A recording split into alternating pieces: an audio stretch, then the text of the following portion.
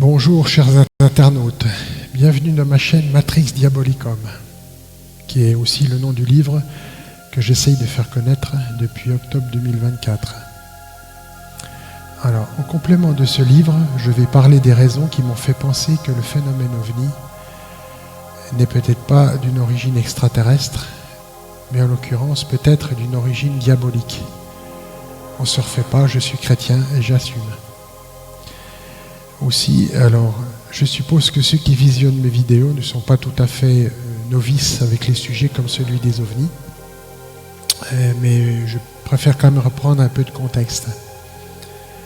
Depuis ces 3 dernières années, on assiste à des auditions au Congrès américain de responsables du renseignement qui, sous serment et sous menace de lourdes sanctions financières et judiciaires, attestent que le phénomène OVNI n'est plus une attraction de piliers de bar, comme l'ont fait croire des générations de journalistes incompétents. Et ce sujet est enfin devenu un sujet mûr et adulte qui va enfin obliger la science officielle à donner des réponses sérieuses à un sujet devenu enfin sérieux. On est arrivé à la conclusion que oui, il y a bien dans l'atmosphère terrestre des choses lumineuses au comportement apparemment intelligent depuis des lustres. Oui, les gouvernements sont au courant depuis longtemps. Et oui, pour diverses raisons, la plupart d'entre eux nous ont caché tout ou partie des informations sur ce sujet. Alors, ceci dit, l'hypothèse de l'origine extraterrestre de ce phénomène, bien que largement majoritaire désormais, parce qu'en fait elle tient compte, c'est vrai, d'une très grande partie des propriétés de ce phénomène, cette hypothèse ne fait pas pour autant un consensus total. Et la thèse que je vais défendre dans cette vidéo fait partie des thèses qui font frémir même les ufologues, bien que vous verrez qu'elle mérite plus ample étude. D'entrée de jeu, j'attire l'attention sur la particulière dangerosité des pratiques dont je vais parler, si comme je le pense, on a affaire à des entités d'origine diabolique. Rappelez-vous que L'Exorciste, par exemple, le fameux film, bien qu'amplifié par Hollywood, était à la base une histoire vraie.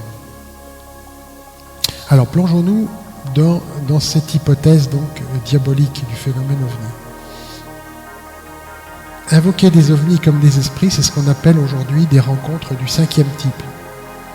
Alors, pour définition, pareil, contexte des 4 premiers types. RR1, rencontre rapprochée 1, numéro 1. C'est des témoignages d'objets volants, ou de choses volantes, à moins de 200 mètres, mais qui ne laissent aucune trace physique quelconque. Le type 2, c'est la même chose, à moins de 200 mètres, mais qui laisse des traces, qu'elles soient dans l'environnement, mécaniquement, thermiquement, électromagnétiquement. La troisième, elle a été popularisée par le célèbre film, Rencontre du 3e type, c'est non seulement on voit un objet, mais on voit ses occupants.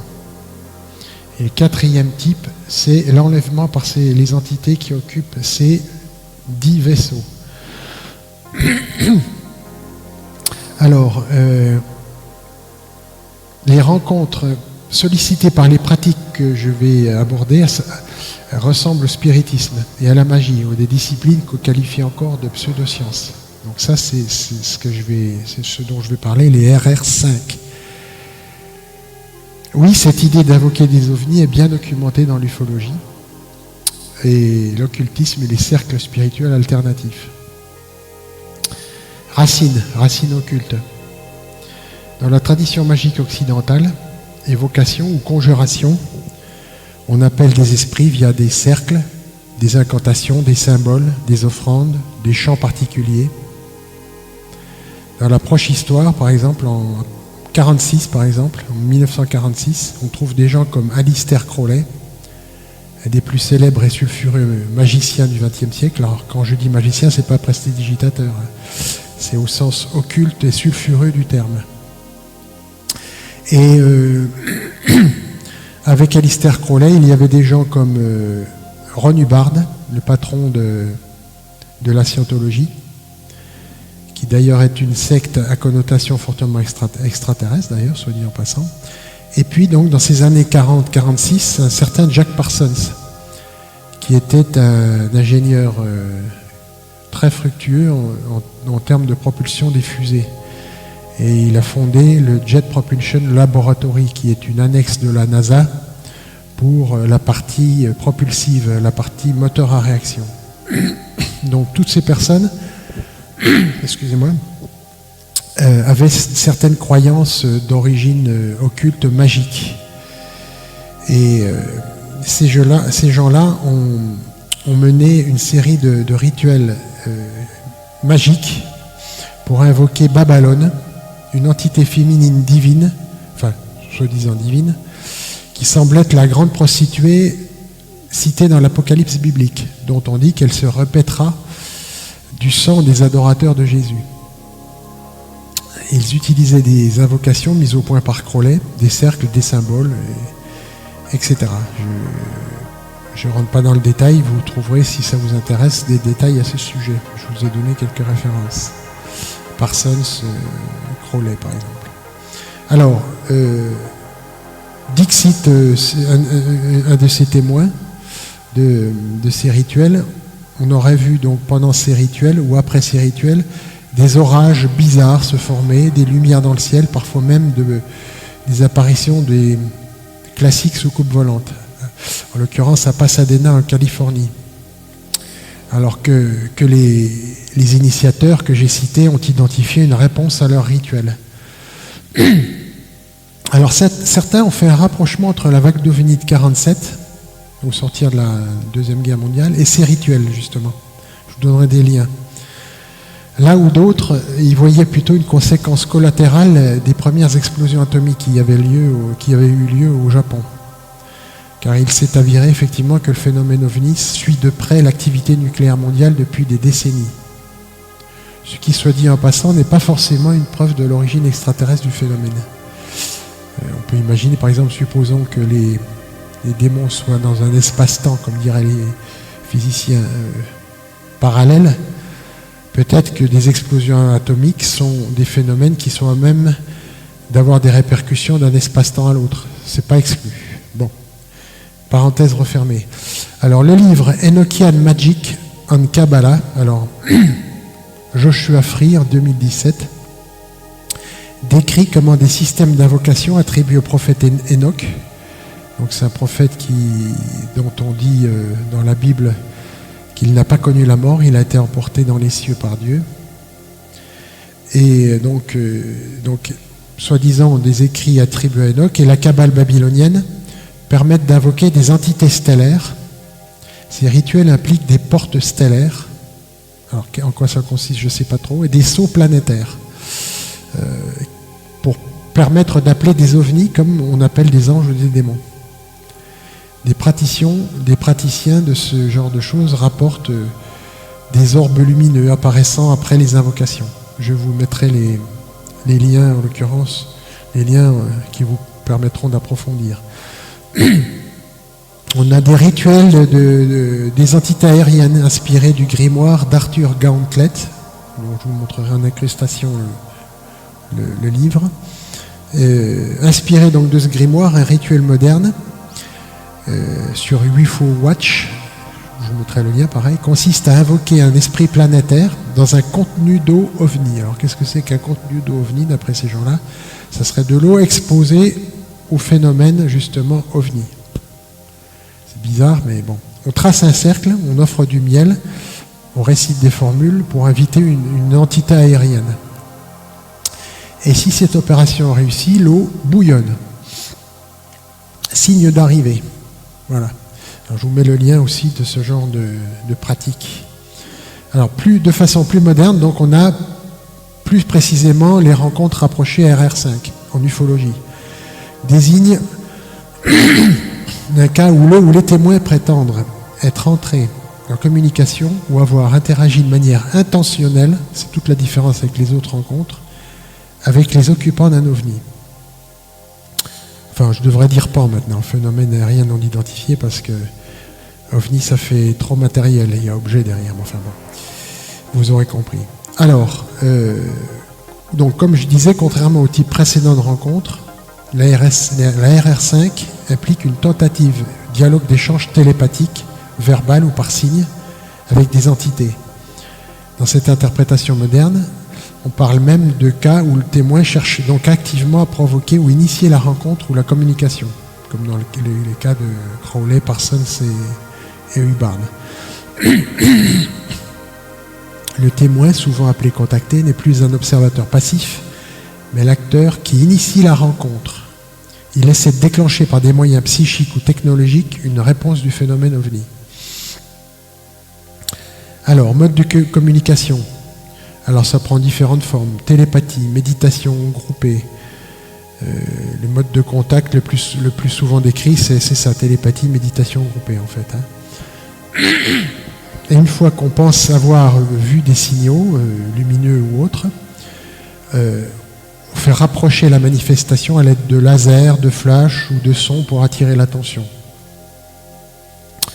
Des auteurs spécialisés dans ce domaine, en France par exemple, comme Fabrice Bonvin, B-O-N-V-I-N, je vous le mets en incrustation, soutiennent que le phénomène OVNI est intrinsèquement lié à la conscience humaine, que le contact peut être établi par un changement d'état de conscience ou une attention focalisée. Peut-être on peut parler d'égrégore à ce niveau-là. Donc Fabrice Bonvin. On a aussi en Amérique, c'est beaucoup moins récent, excusez-moi, j'ai du mal avec ma gorge, Stephen Greer. Alors Stephen Greer, c'était un ancien docteur médical, je veux dire, qui s'est reconverti dans l'ufologie et qui depuis les années 90 dit il va y avoir divulgation. Ça fait depuis les années 90 qu'il nous claironne qu'il va y avoir une divulgation. Divulgation qui d'ailleurs commence à avoir lieu, comme je vous l'ai dit en introduction, dans les milieux du renseignement devant le Congrès américain. Donc apparemment ça a fini par porter ses fruits. Alors je reviens à mes RR5. La RR5, bon, elle reste très controversée dans l'ufologie. Il n'y a pas beaucoup d'ufologues, donc comme je disais, qui s'engagent là-dedans par peur du ridicule. Et pourtant. Alors, elle s'appuie fortement sur les témoignages de l'expérience, donc c'est subjectif de la part des contactés. Mélange des genres avec la parapsychologie. Alors autant dire que c'est encore plus difficile à prouver que dans les autres types de rencontres. Alors, au XXe siècle, le spiritisme nord-américain a fini par intégrer les extraterrestres comme guides spirituels, les fameux maîtres ascensionnés, dont on entend souvent parler dans des vidéos sur le sujet sur YouTube. Alors, invoqués en transe comme des esprits classiques. Dans le New Age, cela évolue vers des méthodes télépathiques ou méditatives, comme je vous disais. Alors, ce Stephen Greer, qu'est-ce qu'il a fait? Donc, il fait du vectoring, de l'invitation mentale cohérente pour attirer des ovnis. Donc, comme dans l'occultisme, c'est une méthode d'invocation similaire à l'occultisme. Alors, exemple de témoignage, répondant aux appels, mais aussi, alors on a des effets paranormaux, comme des ombres plus ou moins humanoïdes qui se baladent, des lumières, sentiment d'oppression de la part des participants. Un thread Reddit de 2025 compare ça à des convocations démoniaques. Ça ne peut pas être plus clair. Certains utilisent des sites réputés comme chargés d'énergie, plus ou moins magiques, comme Sedona en Arizona, pour amplifier soi-disant l'énergie et appeler les extraterrestres. On a ce sujet des livres comme ceux de Jesse Contreras, décrivent des rituels avec des cristaux et des chants. Alors, un de ces livres, How to Summon UFOs, alors comment to summon, S-U-2-M-O-N, comment convoquer des ovnis. How Summon UFOs 2019, prétend invoquer des ovnis à volonté, via méditation. Voilà. Qu'est-ce qu'on a encore? Alors, on a des rituels aussi, qu'est-ce qu'ils appellent des rituels maison, avec des lanternes, des symboles, inspirés de la Golden Dawn pour appeler des soucoupes volantes ou des orbes. Un blogueur, en 2013, invoque un ovni triangulaire via un rituel improvisé, lien avec alchimie ancienne. Bon, voilà, je dis en passant. Alors, on a un cas au Japon aussi, à Ishigaki, Ishigakai, un habitant prétend invoquer des ovnis récurrents via des méditations. Des sightings massifs signalés localement depuis 2010. Alors, sûrement des observations. Je vous mets le lien si vous voulez approfondir. Alors, dans tout ça, donc, moi j'y vois d'emblée 3 possibilités. Soit de vrais extraterrestres, mais personnellement, pour d'autres diverses raisons, j'y crois pas trop.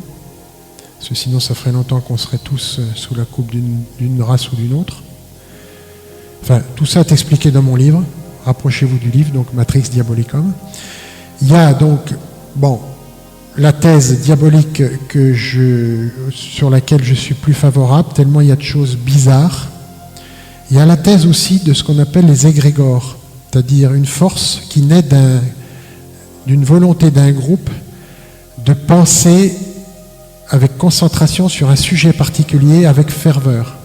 Ça crée une espèce de force de groupe, une espèce d'entité de groupe qui parfois même, d'après ce qu'on dit, peut acquérir une certaine indépendance. Ça crée une espèce d'être qui pourra avoir une certaine indépendance, qu'on appelle un égrégore. Alors, pour vous dire qu'on peut être très trompé aussi par ces égrégores, il y avait eu dans les années 70, en 72, une expérience de parapsychologie réalisée donc au Toronto Society parapsychologie réalisée dans les années 72 au Toronto Society Research Parapsychology. Les participants à l'expérience imaginèrent un personnage fictif, ils inventèrent de toutes pièces la biographie d'un personnage fictif, un certain Philip Aylesford, je vous en parlerai peut-être dans une autre vidéo, et donc ils ont fabriqué un personnage historique qui n'a jamais existé, avec sa biographie. Et puis ils l'ont invoqué dans des séances de spiritisme pendant des mois. Et contre toute attente, au bout d'un certain nombre de mois, une entité s'est présentée. Alors comme elle se présente habituellement dans les séances de spiritisme, en tapant par des bruits, en tapant sur la table, en faisant bouger la table, avec des réponses par oui ou par non, comme on sait le faire dans les séances de spiritisme. Et ils se sont aperçus d'ailleurs à cette occasion que dès qu'il y a un ou plusieurs participants qui n'étaient plus assez concentrés, on n'avait plus de réponse, bizarrement. Donc, ils sont arrivés à la conclusion qu'on avait bel et bien affaire à une entité créée par le groupe. Parce qu'à un moment, ils avaient effectivement envisagé l'hypothèse démoniaque, mais ils ont dit que ça n'explique pas tout, parce qu'effectivement, dans certains cas, dès qu'il y en avait un qui avait l'esprit un peu ailleurs ou qui se déconcentrait, toc, l'affaire, ça ne marchait plus en quelque sorte. Donc en fait, cette expérience a démontré quelque part le pouvoir de création de l'esprit humain et sa capacité à projeter dans le réel certaines forces en mesure de se matérialiser d'une façon ou d'une autre. Alors, quelques ressources pour approfondir. Des livres comme Dimension, pluriel, de Jacques Vallée en 1988. Celui que j'ai déjà cité, How to Summon UFOs, de Jessie Contreras, donc qui veut dire comment convoquer des ovnis, Jessie Contreras, 2019.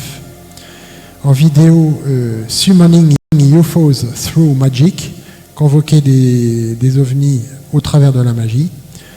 YouTube, George Knapp, KNAPP, octobre 2025. C'est un épisode d'Ancienne Alliance sur les invocations bibliques. Des sites comme Reddit aussi, partie UFO en parle, ou sur X, vous trouvez sur le thème du summoning ovni. Voilà. Alors, on va aborder une autre partie du phénomène.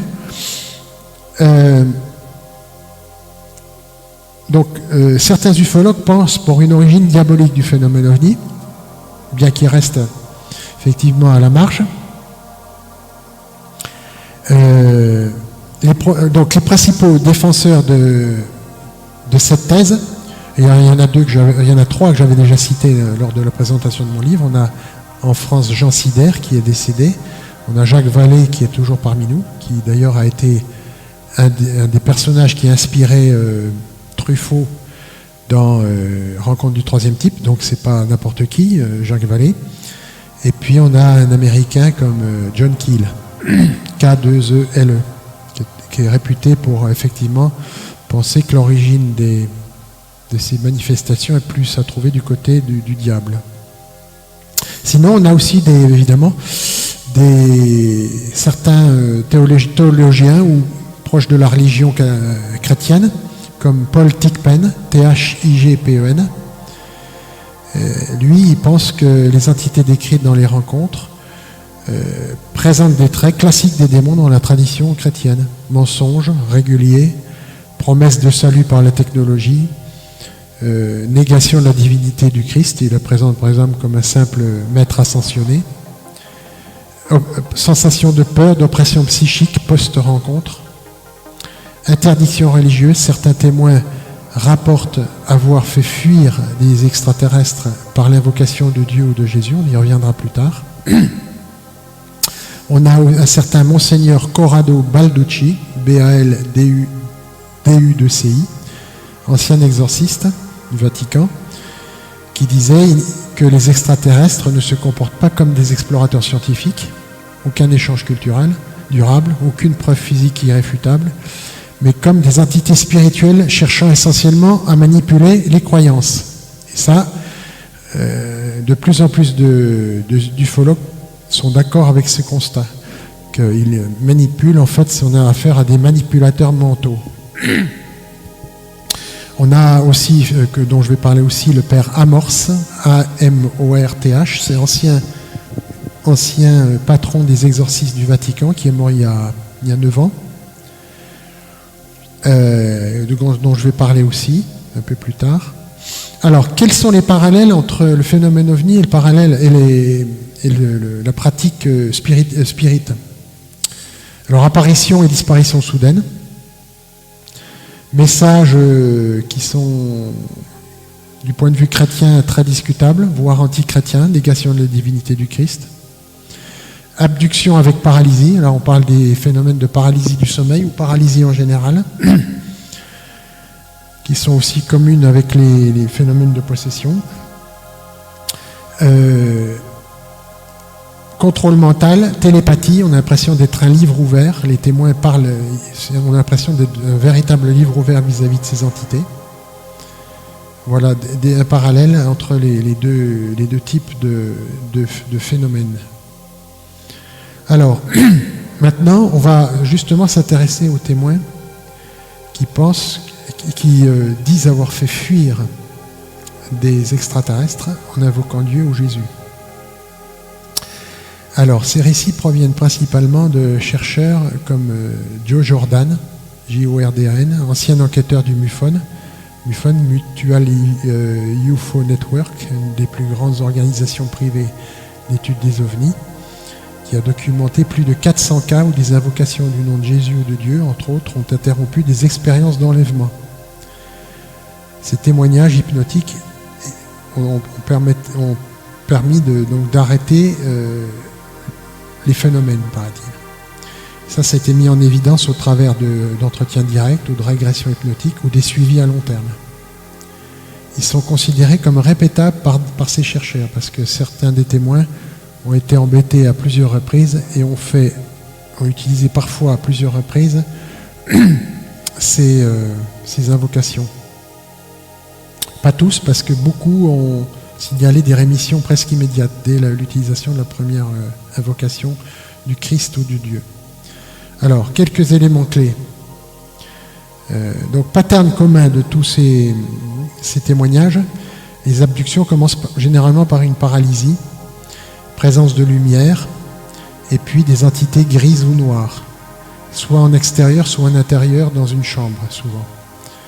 Et l'invocation « Jésus aide-moi » ou « Au nom de Jésus » partez provoque une fuite immédiate des entités, souvent avec une sensation de libération physique du témoin, physique et spirituelle d'ailleurs. Chez les non-chrétiens, ça semble moins fonctionner et il semble que ce soit corollaire avec la foi du témoin. Enfin, ça, c'est ce que dit ce chercheur. Alors, on a aussi un certain Gary Betts qui a fait un bouquin qui s'appelle Alien Intrusion 2005. David Rufino, R-U-2-F-I-N-O, Unholy Communion, ça veut dire communion non sainte, 2010, corrobore ces témoignages. Alors, quelques exemples de témoignages spécifiques. Un certain Bill Day, aux USA, 90. Contexte, première nuit après une conversion au christianisme. Description donc de ce qui lui est arrivé. Paralysé au lit. Des entités s'approchent pour, pense-t-il, l'embarquer. Et il crie « Jésus, aide-moi ». Les entités fuient instantanément. Et aussitôt, sensation de délivrance, de paix, immédiate. On a un certain Loafblock 217, ça doit être un pseudo internet, athée reconverti en 2020. Contexte, expérience d'enfance récurrente, confirmée par hypnose. Alors, ce monsieur a eu des abductions multiples avec examen invasif. Lors d'une tentative à invoquer Jésus mentalement, les entités ont disparu comme de la fumée. Le témoin décrit une sorte de tromperie spirituelle, ce qu'il a vécu comme une tromperie spirituelle. Alors, un témoignage anonyme, une femme aux USA en 2010 parle de... Alors, contexte, approche d'une lumière aveuglante, des entités qui, dans sa chambre, la soulèvent. Elle murmure « Au nom de Jésus, je vous ordonne de partir ». Les entités hurlent et puis s'évaporent. Elle retombe sur le lit, indemne. Après, elle est tranquille.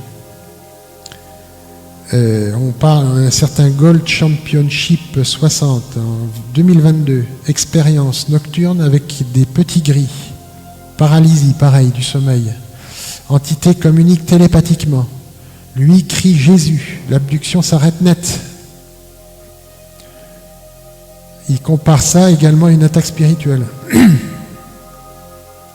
Un cas chilien lié à l'affaire Valdez de 1977 avec plusieurs militaires impliqués.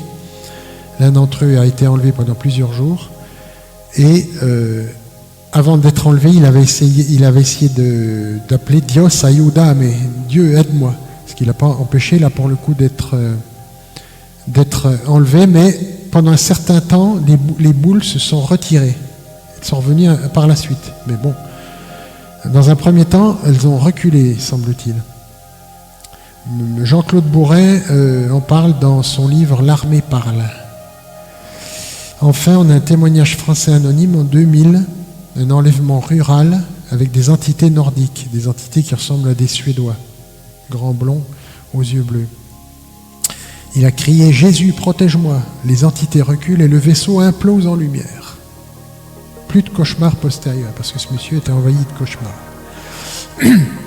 Voilà, ces exemples illustrent que l'invocation n'est pas un truc isolé, elle est souvent spontanée, liée à une foi naissante et suivie d'une transformation personnelle. Abandon de l'occultisme, engagement chrétien. Alors donc, j'ai parlé de quelques références de livres, donc je ne vais pas vous les redire. De toute façon, je vous mettrai les liens à l'écran. Alors, je vais parler de Gabriele Amorce, ancien patron des exorcistes du Vatican, qui est mort il y a 9 ans. Le père Gabriele Amorce, célèbre exorciste en chef du diocèse de Rome pendant plus de 30 ans, a réalisé environ 70 000 à 160 000 exorcismes au cours de sa carrière. Il était connu pour son approche pragmatique. Il commençait déjà par envoyer les gens vers des psychologues ou des psychiatres, parce qu'effectivement, dans 90% du temps, il s'apercevait que c'était des problèmes qui pouvaient être réglés de façon psychologique ou psychiatrique. Par contre, il y a 10% qui résistaient et qui avaient manifestement des caractéristiques démoniaques, comme par exemple, c'était des cas où l'entité qui parlait par l'intermédiaire de la personne possédée faisait des allusions à des événements que seul l'exorciste connaissait et qui d'ailleurs lui avait collé une trouille bleue. Et puis aussi des phénomènes de lévitation, des phénomènes thermiques, des phénomènes de force surnaturelle, etc. Alors, qu'est-ce qu'il nous dit cet exorciste en chef du Vatican ? Amorce a abordé le phénomène des ovnis et des enlèvements extraterrestres dans des déclarations publiques et des entretiens dans les années 2000 à 2010. Pour lui, ces expériences n'étaient pas des rencontres avec des êtres d'autres planètes, mais des manifestations déguisées du diable, destinées à tromper l'humanité et la détourner de la foi chrétienne. Alors, il n'a pas détaillé de témoignages exhaustifs, mais il en a évoqué plusieurs lors d'interviews, notamment avec le journal italien Libero en 2012. Il affirmait avoir traité des personnes souffrant de symptômes similaires à ceux des enlevés. Paralysie nocturne, vision d'entités grises ou nordiques, examen invasif, message télépathique antichrétien, un sentiment persistant de peur ou d'oppression. Ces cas, selon lui, répondaient au rite d'exorcisme traditionnel, avec une libération complète après plusieurs sessions. Alors, un petit aperçu de quelques témoignages. Alors, on avait par exemple une certaine Christina, italienne, en 90, paralysie récurrente, vision d'entité grise la transportant dans un vaisseau pour des examens gynécologiques, message télépathique, qui lui dit « Oublie Jésus, nous sommes tes dieux », symptômes comme cauchemar, marque corporelle, aversion pour les objets sacrés. Alors, Amorce pratiqua 9 sessions, filmées en 2016 par William Friedkin, F-R-I-E-D-K-I-N, dans The Devil and Father Amorce. Invocation du nom de Jésus et rite romain ancien. L'entité hurla et disparut après 30 minutes. La femme rapporta une paix immédiate, plus de vision, vie normale, sans récidive. Amorce nota que ce n'était donc pas une entité extraterrestre, mais un démon. Donc je vous mets les références, hein, si vous voulez approfondir. Alors, on a un homme, enlèvement multiple depuis l'enfance, lévitation, examen invasif par des êtres hybrides, post-expérience, dépression, haine de la croix, etc. Alors, Amorce a pratiqué avec lui 5 exorcismes à distance téléphonique, il le faisait aussi comme ça. Il utilisait l'évangile de Marc 16-17, au nom de Jésus, ils chasseront les démons. L'homme vomit un objet non identifié. Amorce le décrivait comme une sorte d'implant. Libération totale, plus d'abduction, plus d'enlèvement, conversion profonde. Après, on a une adolescente française en 2010. Vision d'un vaisseau lumineux et entité la paralysant pour hybrider son ADN. C'est ce qu'ils expliquent. Symptômes, épilepsie. Message pro-écologiste, anti-chrétien. Alors, rite avec une eau bénite et rosaire. Les entités fuirent en hurlant à l'invocation divine. 3 sessions suffirent. La jeune fille guérit psychologiquement et spirituellement sans trace physique. Voilà, et enfin, pour terminer, un père et son fils. Observation d'ovnis suivie d'enlèvement, collectif avec examen, peur irrationnelle, aversion religieuse, post-événement. Alors, on a procédé à un exorcisme familial, utilisation du scapulaire, je ne sais plus ce que c'est, et prière de libération. Les entités implosèrent en lumière à la mention de Marie. Libération, la famille retrouva la paix et plus d'observation. Voilà. Je vous mettrai le lien aussi, pareil. Alors, ce cas suit un schéma, symptômes post-traumatiques, comme dans les études de Harvard sur les abductions en 2005, mais avec une composante spirituelle, avec une réaction au sacrement. Amorce disait, l'exorcisme n'est pas de la magie, c'est une prière au nom de Jésus qui libère. Mais pour lui, ça fait aucun doute. Ces soi-disant entités extraterrestres sont bel et bien des démons. Alors, ressources à lire. Alors, livre d'Amorce, un exorciste raconte, 1990. J'ai rencontré Satan, 2016. Il y a un chapitre sur les illusions modernes, comme les ovnis. Documentaire The Devil and Father Amorse, en 2018, disponible sur YouTube. Interview, vidéo, le dernier exorcisme du Père. Amorce, 2023, YouTube. Des sites comme aletheia.org pour des extraits d'interviews. Catholicus.eu pour une biographie récente. Voilà. Alors, je vous ai fait à peu près le tour de tout ce qui a trait à la thèse diabolique du phénomène OVNI. Bon, donc qui peut effectivement, enfin moi qui m'a entre autres convaincu que d'apprendre au sérieux la thèse diabolique sur l'origine des ovnis. À d'autres occasions, je parlerai aussi des hommes en noir. Ce sont des hommes qu'on voit systématiquement, enfin pas systématiquement, mais souvent, dont les témoins reçoivent la visite immédiatement ou quelque temps après pour leur intimer de fermer leur bouche au sujet de leurs observations. Et ces personnages sont tellement bizarres, ont un comportement tellement étrange que même la thèse extraterrestre peine à expliquer de telles bizarreries. Je vous expliquerai tout ça lors de prochaines vidéos. Voilà, j'espère que ça vous aura plu, cette thématique. N'hésitez pas à liker si vous avez apprécié, et puis à me poser des questions si vous en avez, ce qui serait bien normal. Je vous souhaite une bonne journée. Au revoir.